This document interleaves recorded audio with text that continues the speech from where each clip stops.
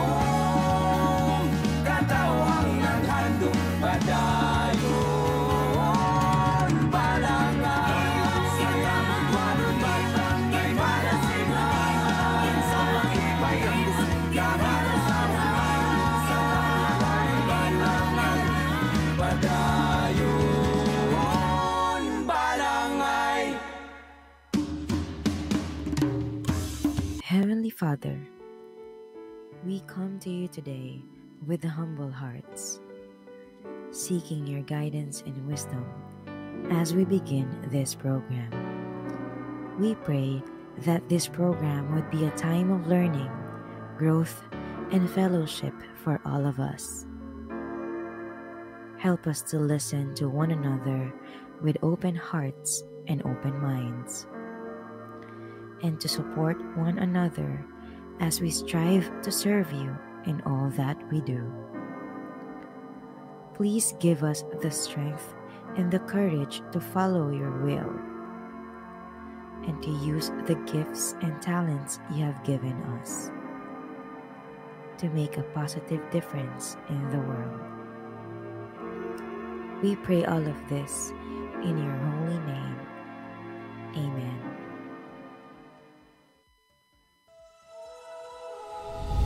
Siap na.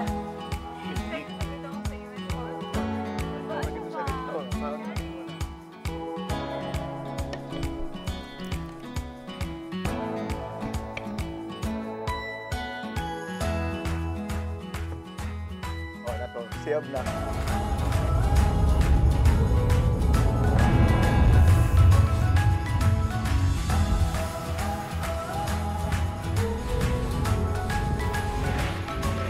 Mabuhay! You have arrived at your destination. Maliyaw nga pagkanino, tuwan. Let's go.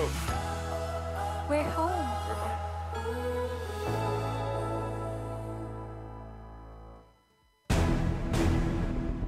Programa nga inyong kasaligan, kadangpan, mga balita o impormasyon.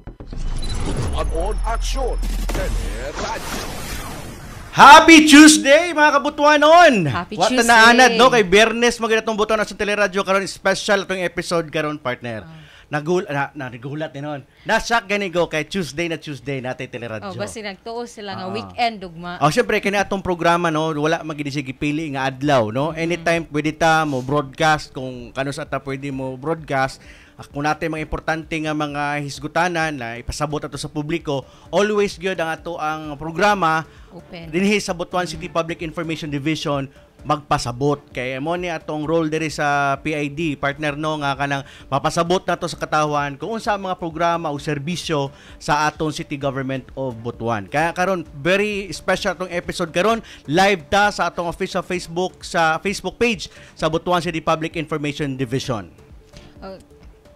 So sa sunod nga mga minuto atong pagahisgutan ang mga hisgutanan nga may kalambigitan sa lokal nga panggamhanan, mga serbisyo publiko ug mga kalihukan dinhi sa atong syudad. Ako si Michelle Hamudyong, mag-uban kita sa paghatod og impormasyon. Partner, okay na ka? Yeah. Nanggahin ako. Nanggahin siya. Pasensyahin na ninyo mga Second kabutan time. no kay this is the second time kaya akong partner gyud wa man karon so kanisa si Michelle akong kauban. Sa atong mga kabutuan on live mata sa atong Facebook page no, ayaw kalimot sa pag-like and share sa atong live streaming karong hapuna og pwede sad mo muhatag sa inyong mga komento, questions no diha sa atong comment section sa live streaming kay ang Atong inyong basahon. mga opinion, ang inyong sugyot o inyong pangutana importante kay na kanamo. So mo nang feel free lang diya sa paghatag sa inyong mga pangutana kay natay mga gi-invite nga mga resource speaker karong hapon no kay very important kay po niatong hisgutanan karong partner kay very timely no labi na kung hisgutanan nato ang sa welfare no sa atong mga pasyente labi na sa health sector no karong hapuna karong hadlawa kuyog nato ang department head sa City Disaster Risk Reduction and Management Department nga si Sir Mark Yap og syempre ang ato ang department head pod sa City Health Department kauban po nato si Dr. Henry D. Plaza og si partner Og si Dr. Akibilat sa Butuan Medical Center. Okay.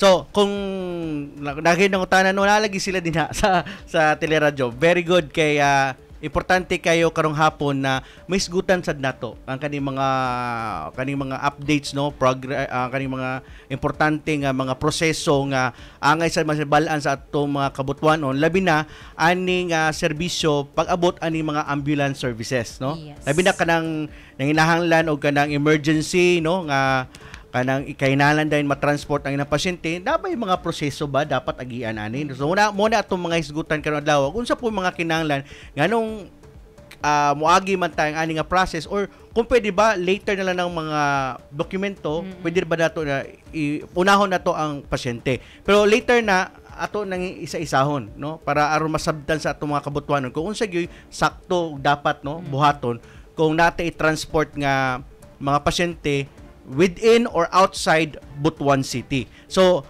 ato sa unahon si Sir Mark, no? Sir Mark, sa imuha para sa kaayuhan sa atong katawhan, no?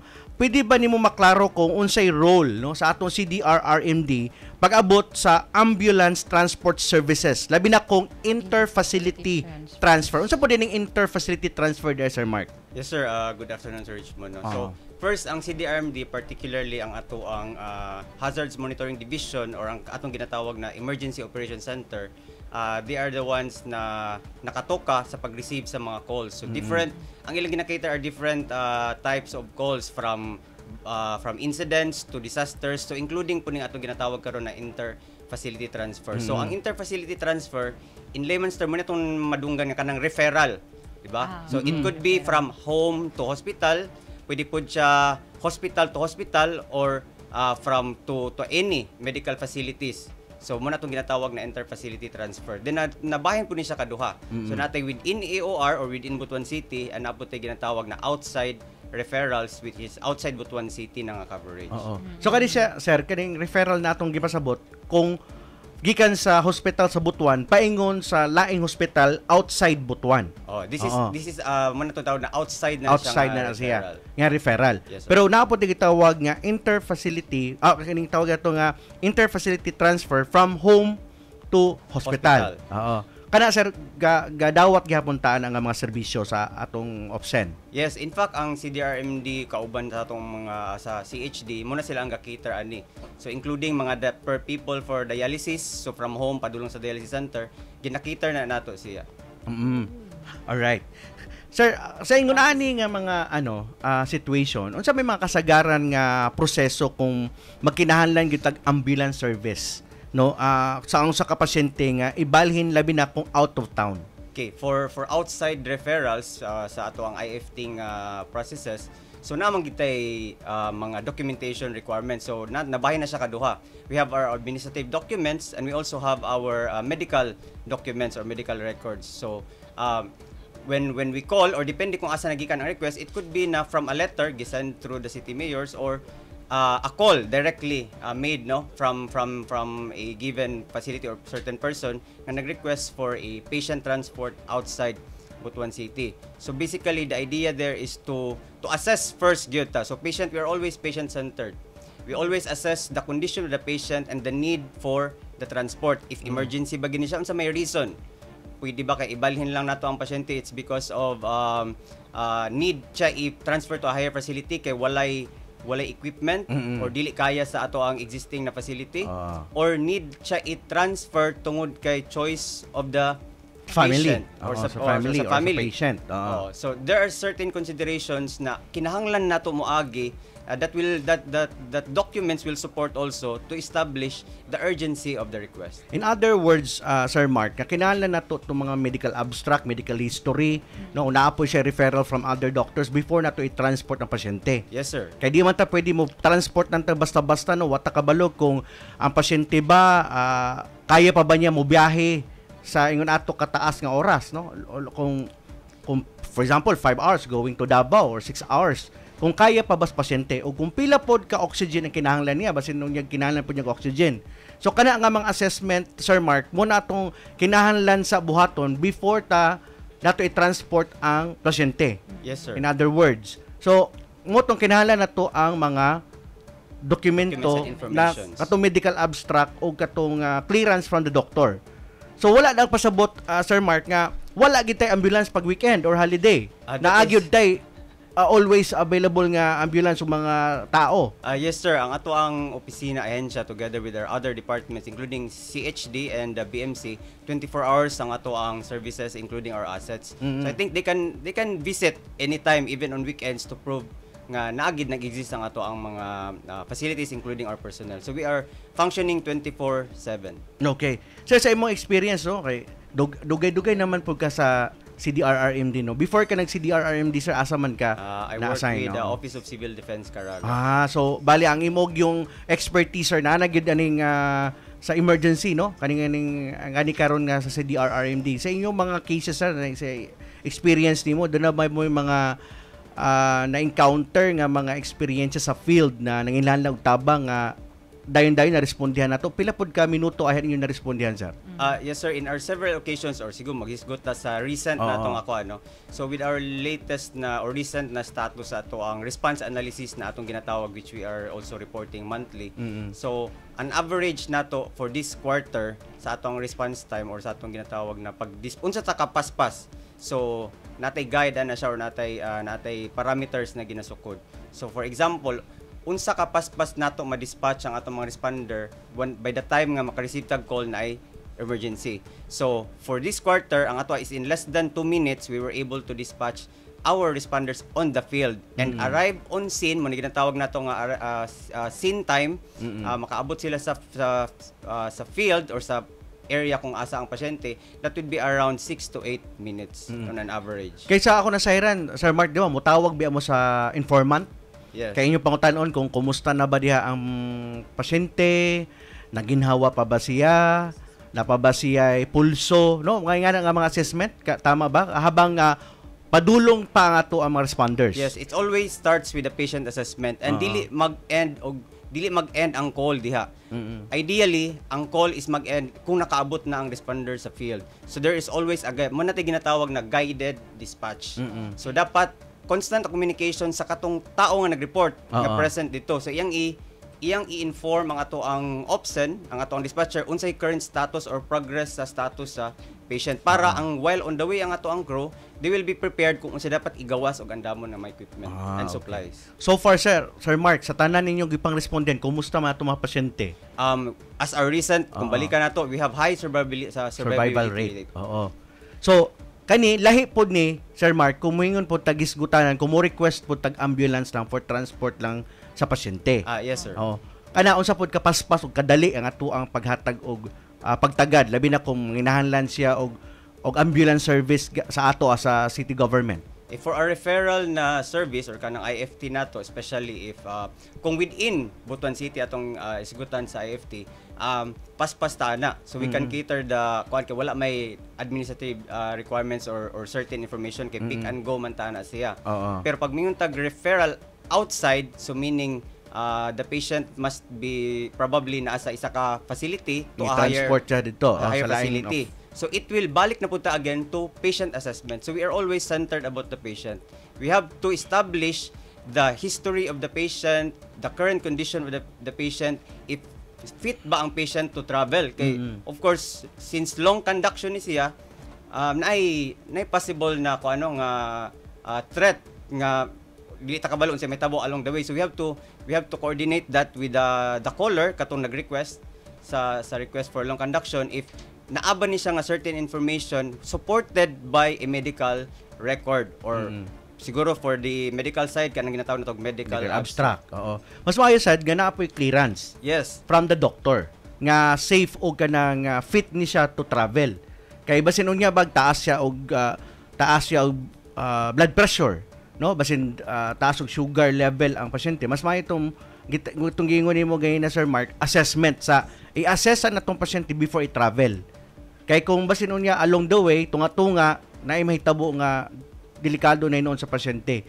Kay dinhi magud sa city government labi na sa city health department, no?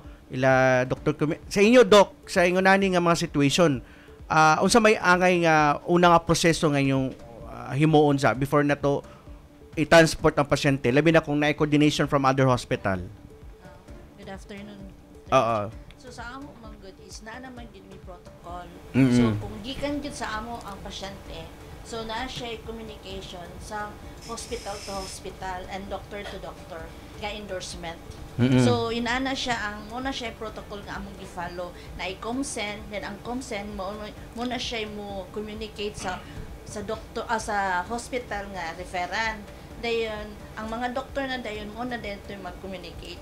Kaya ako naibalaan na doc is that dapat magid ang doktor sa hospital mo'y unang motawag didto sa hospital nga balhinan. Tama ba? Ang ana is i-communicate sa gyud ninyo ang hospital. Oo. And after ana kung mangutana kung naambay bakante, kung naay kuan Naisulod didto nga pasyente nga kung pwede ba siya dawaton didto. And after ana endorsement na dayon.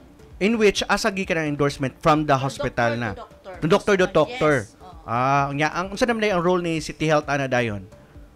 Pag naanay endorsement, pananglitan, mutawag ba sila ang hospital sa inyo? Hospital man ko. So, sa hospital. Muna din to siya. Transfer na dayon ang pasyente. Kung ready na tanan ang papers, tanan, makatransfer na ang pasyente. Then there should be a consent. Consent gikan sa pasyente nga i-transfer ana bitaw. Importante po tong consent form. Yes, So lagi day gihapoy consent form ana. Gikan sa family? Gikan sa family or kung pwede pa makakuan ang pasyente maka-istorya, pwede. Sunod kung dili gyud so ang next na kuan. So in other words, doc, dili day na ingon na nakadali. Kailangan sa nato ipreparahan ang pagbiyahe. Kuan man pud na man poy instance nga magdala kag pasyente dito then dili balibaran sila. Oo. Sayang lang no ang oras sa biyahe. Oo. Kaya pag abot dito, wala day coordination from the hospital Hindi to po sila mudawat. Oo, okay. Kung walay coordination. So that's why importante itong medical abstract, no? O katong kay kung endorsement, balang katulang, no? Ang unahon, importante na alay mga dokumento nga makita ang mga mudawat nga doktor dito sa other hospital. Tama po ba, Pero Doc? before nag-communicate na gyud mo daan, hasta ang abstract is naana na dito og unsay may gi-manage sa doktor dito sa referring Para pagdawat niya kabalo siya sa history. Kabalo na Kung unsay tanan. gi Yes. problema aning pasyente. Kung sa'y gihatag, tanan. Para continue sa din ang Oo, medication yes. afterwards. So, in other words, Doc, sayo naman ang process, no? Kay kung naalay saktong communication o yes. coordination from the doctor, from that hospital, going to the other hospital, igo na lang dahil ninyo i-facilitate kay naman. Yes. So, bisan pagkaadlaw ni Doc, andam ta ato ang mga ambulansa o atong mga tao, natin mga nurse nga moban. Naaman. Namay ko ang duty. Oo. So, 24 hours gihapon ni sila ga standby. Yes. Oo. So in other words, bisan pag alas 12 sa tungang gabi, alaunas kadlawon, o ready ta nga matransport na to ang atong pasyente. Basta ready na o kana bang well coordinated na sa other hospital. Ready na tanan. Oo. All right. Okay. Dirita balik sa CDRRMD kay kung emergency gyud ang case, no, nabay paagi nga sir nga mahimong ma-facilitate nato og dayon bisan wala pa itanang papeles. Nga lang ang mga instances Mga consideration. Consideration. Basta na klaro nga clearance gikan sa doktor o request gikan sa pamilya. Okay, so akong balik ko no tong duha ka klase nga documents. So we have the administrative documents and the medical document or the medical records.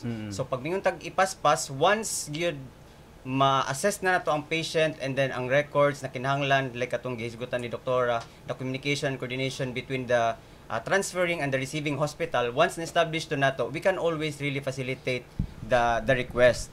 So it's only a matter of time kano sa nato na makompleto nga documents. Kanang atong ginatawag pod partly sa admin documents is kani siya nga mga documents is not really necessary lang kinahanglan nato i-comply dayon because for example kanang atong hisgutanan sa travel order, this can be made through verbal or text. So without really furnishing the actual document, as long as there is a commitment sa pagtawag ba or pag-call nga ni-approve ang management for the travel, it's actually good to go na ta. Alright. Okay. Karon nga semana ba to o itong niaging adlaw ba ni partner no? Namang good na receive no na kanang feedback no? Kani siya constructive feedback man ni nga gihatag niya dili man ni ingon na pagsaway no sa ato ang serbisyo. Bisan namang tao gyud na gusto pod nila magpaabot pod sa ilang concern no atong May 24 no based na ay nigawas didto nga kanang iyahang paggawa sa iyang mulo with regards to the ambulance service in which amo po tong gi-acknowledge po ang ilahang concern no atong certain doctor no and then nasabtan gid pod namo ang kabugaton sa iyang emosyon no kay I know nga na po ang na-feel no towards her patient no in which gi-commend nako to si Doc no ang gusto lang po ni Doc nga mangayo siyang assistance sa CDRRMD in which ato pong klarohon no kang sir kung unsa gid ay nahitabo sir atong May 24 based dan sa imuhang assessment sir. Okay no so tong May 24 mga alas 3 sa hapon is certain caller is nagtawag nag-inquiry lang siya of pwede ba na to inquire lang nag-inquire siya pwede ba na to ma-transfer ang patient from Butuan Maternity to Surigao which is ang Caraga Regional Hospital ever since ato ni feedback din ko sa iyaha nga since outside Butuan City ang City Health Department ang mag-facilitate such transfers kay naman tayo mga travel order o nidog sa admin sa assistant ng giingon ni Sir Mark. Actually, siguro there's a miscommunication gap nga wala nato na assist og tarong ang patient no. So because namagutoy certain nga nangutana siya if pwede ba. So di na nato pwede nato siya mahatod ang patient as long as natay mga process which is need nato og referral katong gistuyagin nga abstract then reason for transfer and so on itong mga papers gid nga needs sa in medical field. Sikat sa kanako sir no. In other words, nag-inquire lang si Doc kung pwede ta mo gamit sa ambulance. Pero wala po nihatag si Doc og detalye nga ready na ang among pasyente nga i-transport no kay na may coordination sa other hospital. Katuon na itong mga elemento nga atong gisigutan ganina na nalay clearance from the doctor. Na-mention na niya sa imo or wala? Actually wala kay nag-inquire lang gid siya if pwede ba nato ma-transfer from okay. Reason lang ato is for no available ICU in public hospitals in Butuan. So na sila available na ICU for Surigao. Alright, okay. So muna akong pasabot, no, na andam atong ambulance o mga tao. Kaya lang, nalay mo yung miscommunication na misinterpret mo siguro sa both sa other party, no, ang kana mga situation in which kung na facilitate o na ano lang ba, na klaro lang kung unsa gyud tumong og tinguha sa iyang pangayog assistance, ato gito din maaksyonan, in other words, no. Kay always man gid address sa city government of Butuan, no, andam ta always mo cater anytime, no, kung naatay kinahanglan nga emergency, kung kinahanglan dayon aksyonan, always on the go ato mga tao din.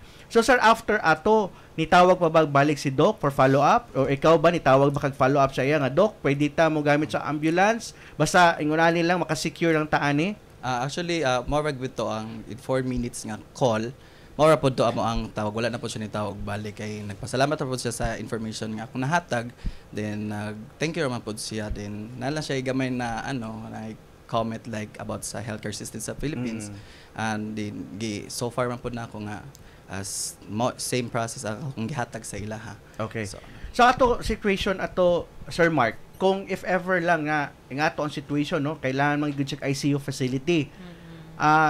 Daghan man to gi-mention si sir nga mga documents. Ang importante lang nga naalantay katong medical abstract o clearance from the doctor o katong endorsement from the hospital to the other hospital. Ready to go na dayon atong ambulance ato. Yes, sir. In that case, if we should have been more centered on the patient assessment, di ba? Gidetalye gid kung unsa gid ang current condition sa patient, unsa history sa patient, and why the urgency to transfer the patient. If that only happened, if that could have been the focus of the discussion during that call, siguro mas na facilitate nato with the intervention of the supervisors, because we could always make exemptions for atong protocols. So naamang gitay natay naka-layout na protocols, but there's always exemptions, especially for special cases. Okay. So sa aning nga situation karon Sir Mark, no, unsa may atong lakang gihimo aron mapaayo na tong proseso sa medical transport labi na kung weekend o holiday?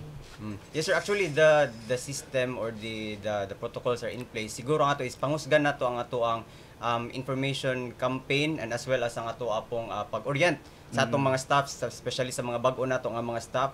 So it is only this year nga nag-activate og emergency telecommunicators muna sa atong dispatch.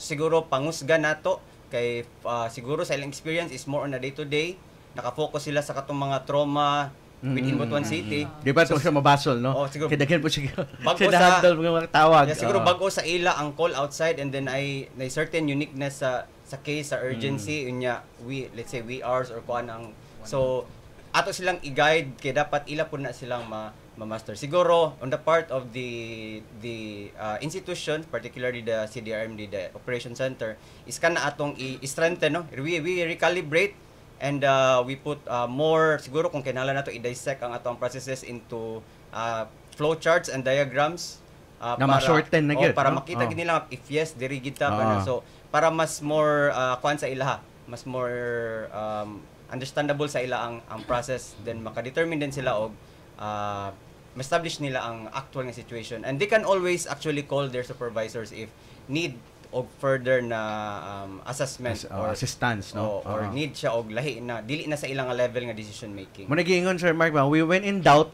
you call the supervisors, you call our head, no, malis lang mo tubag, tawagan gyud nato sila balik-balik aron ma-refer po nato kung unsay pwede nato mabuhat sa aning klaseng service, no.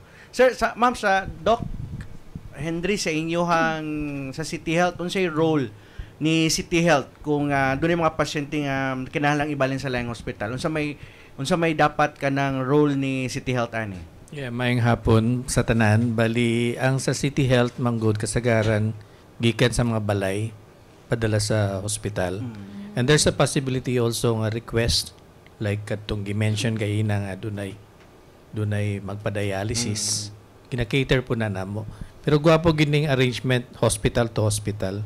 Kay kahibalo naman gud sila sa unsay critical condition sa pasyente, unya unsay mga ayuhon pag-transfer sa pasyente, ang unsay dapat bantayan. naman ay mga watch out for. Kaya mo, gani, itong COVID times, di ba? Mas grabe ganitong request sa ambulance. I think, no? Basin pwede ni mo ma-share in your experience sa itong COVID time. Doc. Ang ako nag-share din, sige, ang microphone. knowing Doktora certain si Doktora. Kung ano man si Doktora is an infectious. Dayon, ang iyang pasyente is naa siya ay mura dili man good ang maternity man good kay wala sila ICU for children. So ang iya tingali is need jud na niya nga i-transfer ang pasyente to a higher facility like sa CRH kay sila na amang good na sila dito gitawag og PICO, Pediatric Intensive Care Unit. Oo. Mo na nga tingali pud siya ay in fairness pud tingal sa iya ba. Kay nagkuan po siya urgency nga ma-transfer po ang pasyente. Okay, nakita po diya nga more kinahanglan na gini siya i-transfer. Okay. In which no gi-comment gid mo si Doc kay ang compassion ni Doc ba no towards sa iyang pasyente na feel na to nga siya na gani nangunay tawag sa OPSEN no para mag-coordinate aron makakuha laging ambulance para need sa family para ma-transfer. Doc, salamat kaayo sa pagpaabot no in which karon naani sila diri karon para madiskusan nato ni nga itong mga process no unsa pa yung pwede nato mapa-improve. Unya I think daghan naman tay nasulti no. Unya I think Sir Mark basin na kay gustong mensahe sa atong public no kung naatay may tabo nga susama ani nga concern or emergency asa man dapit sila mudangop or muhatag og kanang kuwari kung may mga feedback no kay kani isa feedback ni diagi lang sa social media pero kung ibutan nato sa proper forum no o proper platform ang paghatag og feedback asa man sila pwede mo dangop para sa ilang mga concerns. Okay. For our mga services nga na-render especially sa among na-cater gid na patients no we have actually our feedback forms. So gina-collect po na namo siya sa mga patients or sa significant other during our response to evaluate po ang ato ang responses because we believe nga there's no really stop in learning no. So we continue to learn. So nag-improve atong system even our infrastructure kung nakita ninyo ang ato ang command center that's still ongoing. So we are going for the better good and not for the worse. So I think there's always room for improvement and we are also welcoming mga constructive criticisms kung mga ginaingon nila. So, they can put that into, kung patient na mo sila, they can actually fill up the feedback form or if na sila recommendations, they can actually visit our office and we will receive also and we will acknowledge and process or analyze no kung unsa pud ang ilang recommendation. So we are very much open for because after all, we are all here in service of our fellow Butuanons. All right. Sir Mark, ako lang ning ikuan na kay namo gyud mga nag-comment no. Sige. Gusto pod nila nga papaabot pod ang ilahang side daw. Andam daw perme pero pahulaton sa Lunes. Unsa may comment nimo ana Sir Mark? Again, siguro sa kanang part in every call kato i-specify no is maybe it's just a communication gap.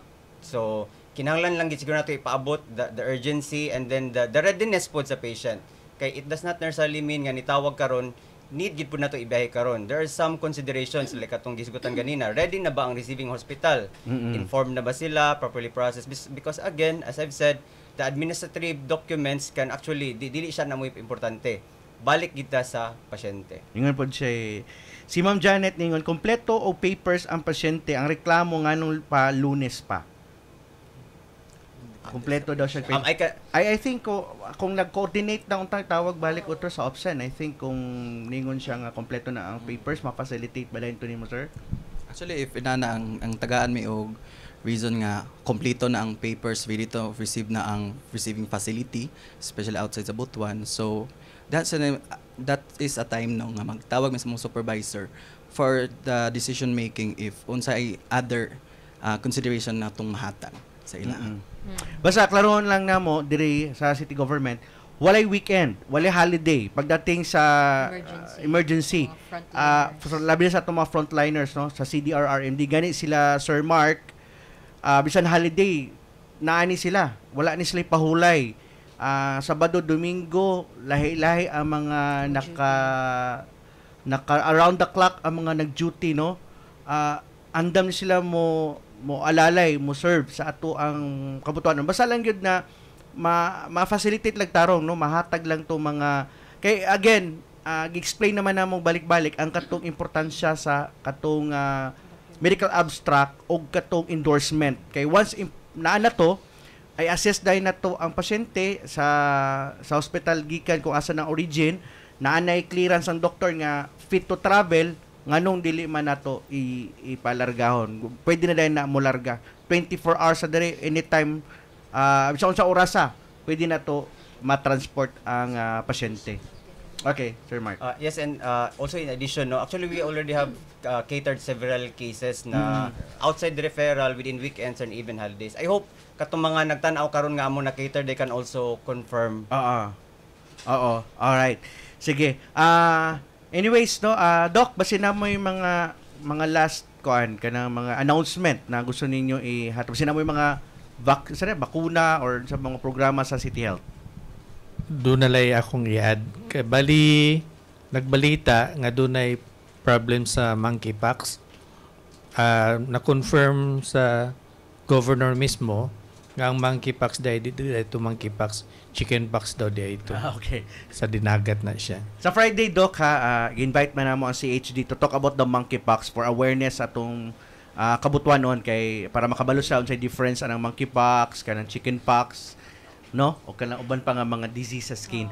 Actually, sir, naa po yung nag-comment nga thank you CDRRMD for the alert response. Naka-experience sadko, but I hope this issue will be addressed. Okay, salamat kayo. I don't know if ma'am or sir, no. Thank you so much for sa loveware. Thank you so much sa mo pag-message. Sir, your response. Okay, so thank you for confirming. As I've said again, no, so wala man ta ni undang, and we will be considering this a constructive criticism, and rest assured, no, ang ato ang community, especially ang mga Butuanons, that we will really strengthen, no. If we need to recalibrate, if we need to visit or review back our protocols, then we will have to do it. And in fact, we are actually doing it. Na-discuss na siya during pa the first quarter, even before the incident. So siguro mas mapangusgan pagid nato, and we will be rest assured natong i-fast track on how to really resolve the issue, no, especially the gap, and we will be advocating and I am conducting more IECs para mas mapasabot sa public on how to acquire such request, kay daghan may klase sa request pod, so para guided ang ato ang public. Sabi na sa kanang inter-facility transfer. Okay, thank you so much kayo Sir Mark and Doc Henry kan Doc Kimilat, no, kang Sir Carlo. Thank you so much kayo sa inyong pag-anhi, pagbisita sa atong gamay nga studio. Pohon mudako na ni siya. Bitaw, in God's grace. Pero salamat kayo, no. Kani manggod nga mga issue, mga isolated lang ni sa mga case, no. Then siguro lang wala lang siguro miscommunication lang, na communication gap. So I hope na karon na-address naman nato ni, no. Kanang we always welcome kanang mga mga feedback. Kaya at least we learn from that feedback, no, ma-improve na to atong services.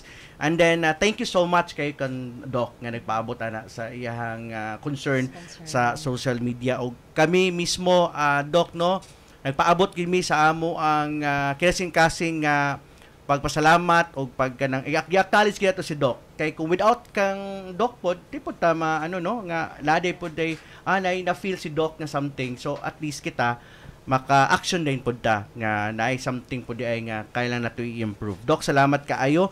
Nasabtan gyud namo Doc ang kabugaton sa imong emosyon, o syempre ang iyang panghinalon, no, ang compassion ni Doc towards sa iyahang patient.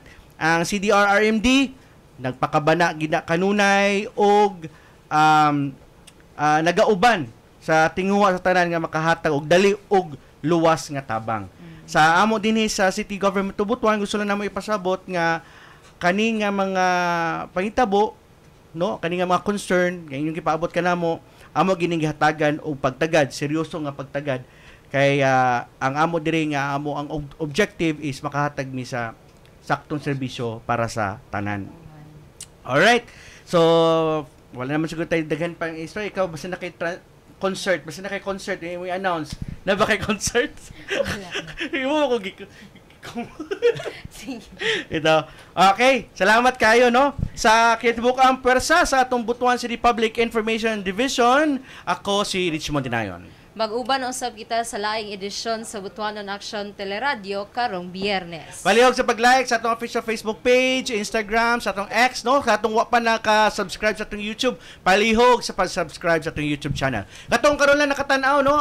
Don't miss the episode. Pwede yapon yung matanaw ang episode karong adlaw adto lang sa atong YouTube channel. I-type lang ang date karong adlaw, May 27, 2024. Chining! Magawas na din.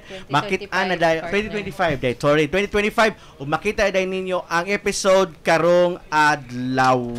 Sa kitibukang pwersa sa City Executive Management Department, Public Information Division sa pagpanguna ni Attorney Ian Sabado o sa among Division Head si Ma'am Michiko Maquinano de Jesus. Daghang salamat sa inyo kanina nga pag-uban og may adlaw. Thank you. Bye-bye. Thank you. Mike, na director.